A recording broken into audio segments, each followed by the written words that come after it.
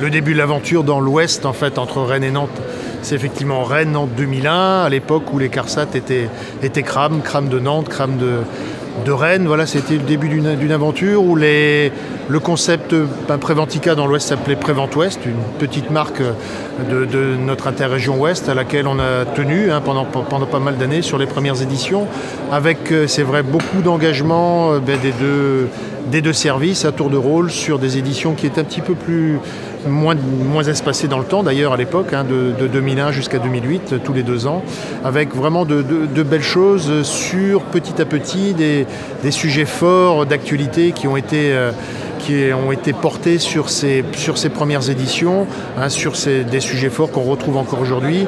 On parle beaucoup de TMS aujourd'hui. En 2001, on en parlait déjà beaucoup, puisque le sujet explosait. On parlait de risques routiers déjà à l'époque, parce que le sujet était très présent dans les statistiques et dans le coût pour les entreprises et pour l'assureur que nous sommes.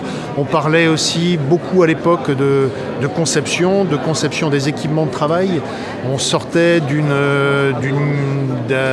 d'actes forts en matière de mise en conformité des machines.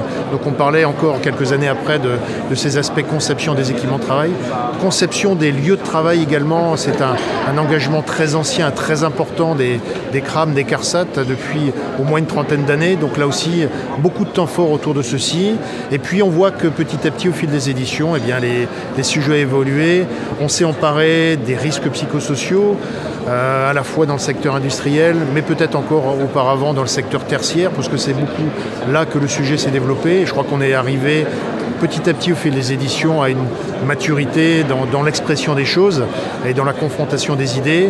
Et puis petit à petit aussi, on a attiré autour de nous des gens qui n'étaient plus forcément du secteur industriel, plus forcément du secteur du BTP, mais bien de tous les secteurs tertiaires, fonction publique, qui est très présente aujourd'hui, et avec entre autres des échanges vraiment importants. Prenons un exemple dans le secteur de l'aide à domicile, par exemple, où là aussi, c'est un secteur qui a dû, pour survivre, s'emparer des questions de santé, sécurité au travail, pour progresser.